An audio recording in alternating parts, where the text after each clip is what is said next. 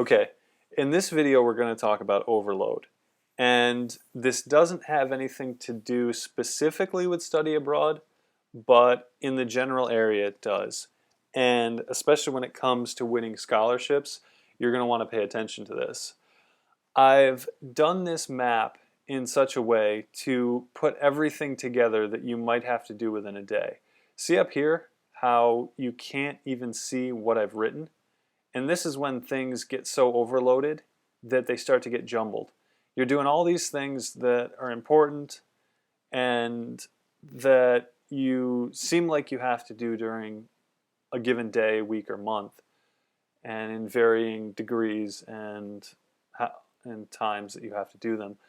But with overload, what overload leads to, that's why I left this one part open, leads to confusion. This is a bad thing if you're suffering from it. The other thing about overload and confusion that I'm not showing on this map, but it's a cycle.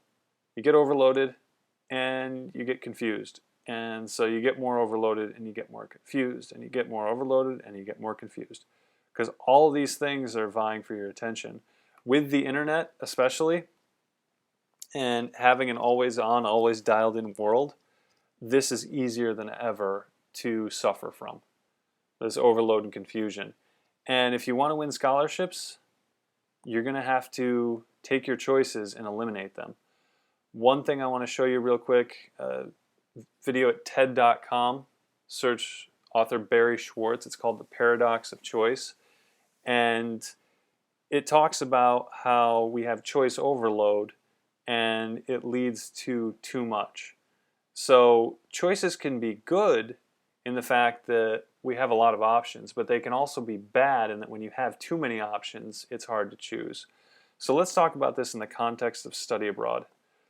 And let's talk about it based on programs. Now, in the SUNY system, which is State University of New York, in the system I just checked, there is 594 study abroad programs. Most students, and within the SUNY system, I think it's about 1% a year, which is national average. At least that's the way it was at SUNY Cortland where I worked, about 1% a year. So 4% over the time in college will study abroad. 1% a year will study abroad, 4% total.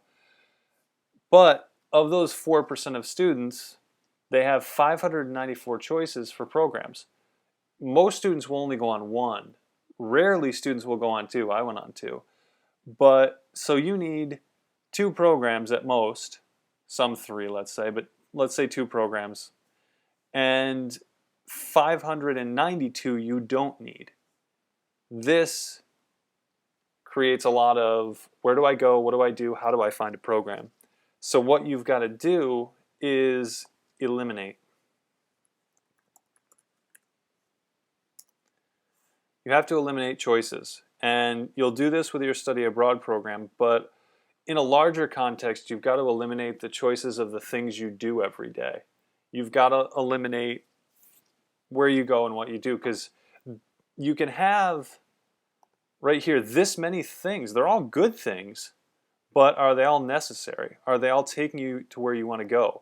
Are they all helping you to find that one or two important programs that you need? Are they helping you to do that? Are they helping you to reach that big goal, that dream of seeing what you want? If not, the solution is to go through and say, you're probably going to want to keep your parents. You're going to eliminate maybe watching the playoffs. And you're maybe going to eliminate going to education club. You may want to drop that club and put in another. And going through this and saying, all right, I'm not going to watch 2 hours of YouTube a day, save my time there. Things like that. I'm going to stop taking naps, except for on the weekends maybe, and go through that. And, it's not really working out, sorry.